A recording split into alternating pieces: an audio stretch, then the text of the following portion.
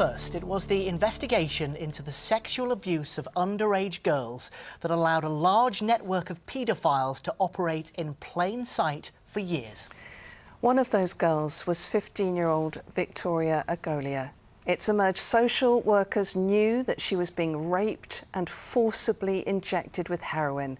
They failed to help her and she died just 2 months later. Tonight, Greater Manchester Police and Manchester Social Services are apologising for their failures. Their investigation, codenamed Augusta, was closed in 2005, despite dozens of girls giving evidence about abuse by mainly Asian men. Tonight, Rob Smith is live for us at GMP headquarters, where the force has been responding, and we'll hear from the former Chief Crown Prosecutor for our region.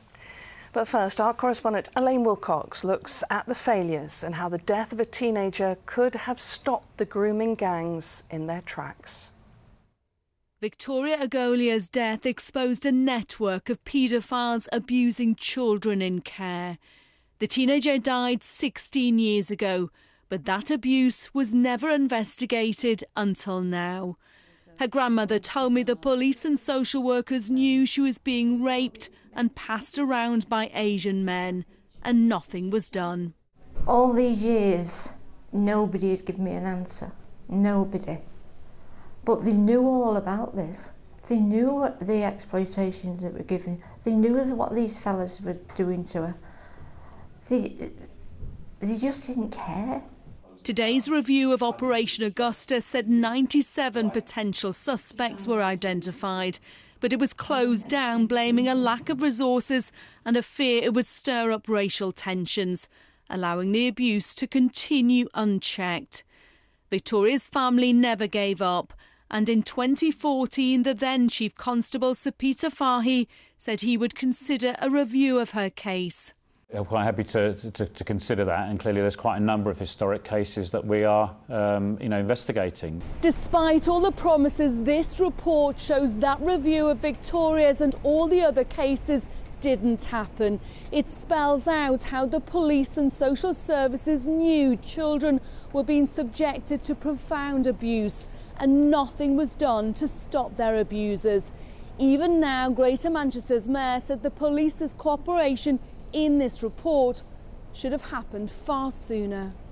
We're talking about children here, sexual abuse of children, rape of children. I mean, how can that not, in anyone's understanding, be at the very top of the list when it comes to what should be prioritised? People will be shocked by the police failures, and in the report it said a serving officer may have been involved in this abuse. Will you now push for criminal prosecutions? The police should go wherever the evidence takes them. And any perpetrator out there who has been in any way associated with these events in the past, I hope they're feeling worried today. This review was ordered by the Mayor after a former detective turned whistleblower, Maggie Oliver, said victims were still being failed. Those men who were raping children back in 2004 and 5 have not stopped abusing children. For me, that's what this has all been about. It's been fighting to have a public acknowledgement and then action. Those at the top of the police, of social services, need to be held accountable when they have deliberately failed in their duty. Few in this room could fail to be moved by this grandmother's appeals for help. None of them listened to me. They never said they were sorry. Those involved in this report say its findings can no longer be ignored in the way the victims, like Victoria, were for so long. Elaine Wilcox, ITV News, Manchester. Well, we can cross now to Rob Smith, who is at GMP's headquarters for us in Manchester. Rob, some very tough questions for the police to answer tonight. How are they responding? Yeah, so many tough questions, in fact, that the senior officer who was meant to give a statement to the media here today was swapped out for the person in charge, the Chief Constable Ian Hopkins. He said he realised back in 2018 that Operation Augusta had not been to the standard expected. He said a new investigation with its own code name, Operation Green Jacket, is trying to bring justice where there was none before. You've already heard about those people questioned over Victoria's death. And in total, that new investigation has identified 53 potential victims. And in 38 of those cases, lines of inquiry, as police put it, basically leads that detectives can follow up. Behind all those numbers, it's important to stress there are people who've had their lives ruined by paedophiles, people the police failed, people the chief constable spoke directly to. I want to apologise to all of those vulnerable children who were let down in 2004 when Greater Manchester Police did not thoroughly investigate the abhorrent offences that had been committed against them. I want to say that I'm personally disgusted that these children were not cared for and the awful abuse they suffered. I'm committed to doing all that we can to ensure that they receive the justice today that they were denied 15 years ago. And Rob, we heard in Elaine's report there that the former GMP detective Maggie Oliver says the police have tried to cover up their failings. What did they say to that? Well, I didn't get to ask the Chief Constable, nor did any reporter about that. He didn't take any questions. The Assistant Chief Mabs Hussain did speak to the media off camera, and I questioned him at length about those allegations of a cover-up. He insisted there was no such thing. The force committed to protecting the vulnerable, stamping out child sexual exploitation, and he pointed to dozens of ongoing cases related to past abuse right across Greater Manchester involving more than 300 suspects as an example of that. He also said that he accepted the people, the victims they've had to go back to, have been angry, very angry when officers have gone to their front door, that it's taken so long to do anything. But he said he was not here today to defend the past actions of the force, past actions of officers. GMP have voluntarily referred themselves to the police watchdog to look into all of that. Rob, thank you. Well, now we're joined by the man in charge of the Crown Prosecution Service in the North West from 2011 to 2015, Nazir Afzal. Thank you for joining us. First of all, it's heartbreaking tonight to hear Victoria's grandmother say that she wasn't listened to. What goes through your mind when you hear that? Yeah. Her experience is the experience of hundreds of victims and families, all of whom were let down. There's no getting away from it. They was an expectation somehow that they should come forward and they should support the prosecution. Well, why should they, when they're not being believed, when they're being told, as the report says, the children should be managing their own behaviour?